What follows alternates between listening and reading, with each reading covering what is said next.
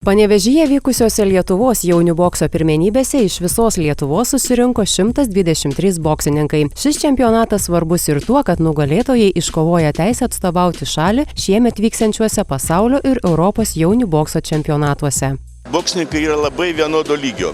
Lyderių kažkokiu aiškiu tiesiog neįsiskyrė, kad vienas gal tik tai Raibekis kaunietis, kuris taip matosi, kad jis yra galva aukštesnis už kitus, nors finale kova buvo labai lygi.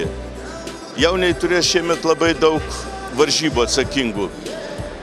Sakykime, Europos čempionatas, pasaulio jaunių, Baltijos jūros žaidynės, Lietuvos jaunių žaidynės. Vien žodžiu, jauniam šiemet bus tokie labai sudėtingi metai, kurie turės daug važinėti, daug kur boksuotis. Žiūrėsim, kaip jiems seksis.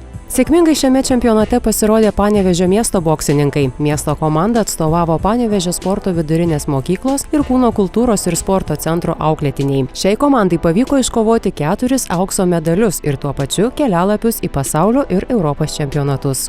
Pagal planą, ne pirmas kartas mes Panevėžy čia tradiciškai gerai dalyvaujam, nors teisėjimas, reikia pripažinti, buvo objektyvus.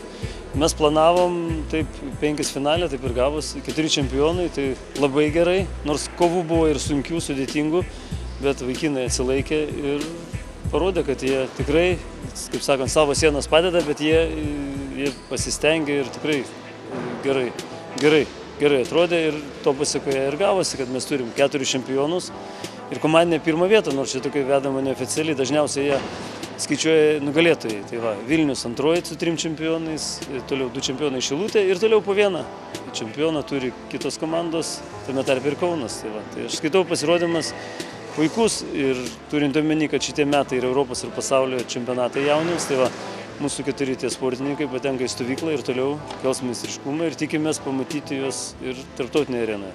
Svorio kategorijoje iki 48 kg aukso medalį iškovojęs Deividas Bogdanavičius neslėpė tikėjęsis pergalės, tačiau pripažįsta, kad lengva nebuvo.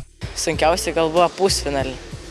Tai aš per daug save pervertinau ir taip gavas, bet išlašiau, o lengviau buvo finale. Jau nusteigęs buvau, žinojau, kad bus pirmas. Šiemet pirmą kartą šalies bokso istorijoje jaunių amžiaus merginos taip pat kovojo dėl nugalėtojų titulo.